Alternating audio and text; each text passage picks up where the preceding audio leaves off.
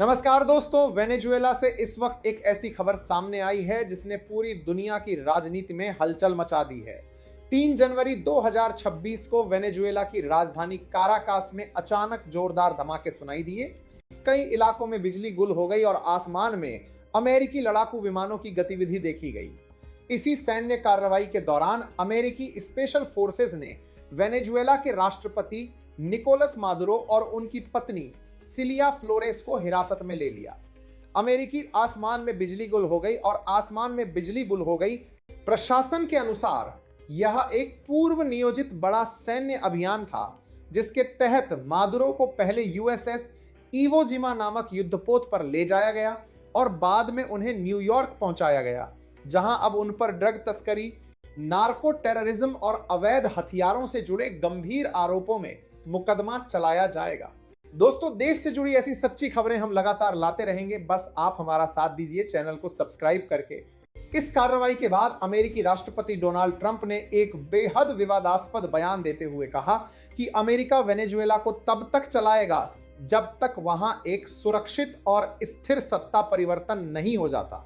Trump ने यह भी कहा कि वेनेजुएला के विशाल तेल आज के विवादास्पद संसाधनों को दोबारा बहाल किया जाएगा और अमेरिकी कंपनियां वहां उत्पादन शुरू करेंगी।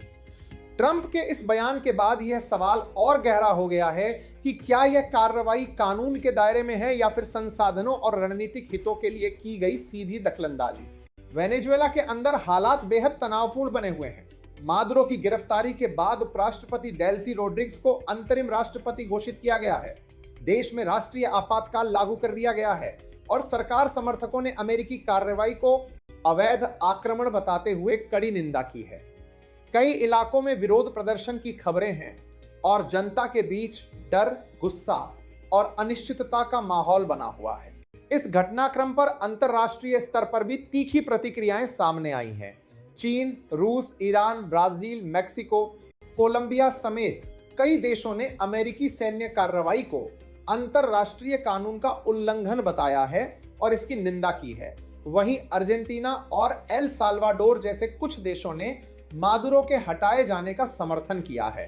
संयुक्त राष्ट्र ने हालात पर चिंता जताते हुए सभी पक्षों से संयम बरतने की अपील की है और चेतावनी दी है कि यह संकट पूरे क्षेत्र को अस्थिर कर सकता है। भारत ने भी इस पूरे घटनाक्रम पर प्रतिक्रिया देते हुए कहा है कि वेनेजुएला की स्थिति गहरी चिंता का विषय है।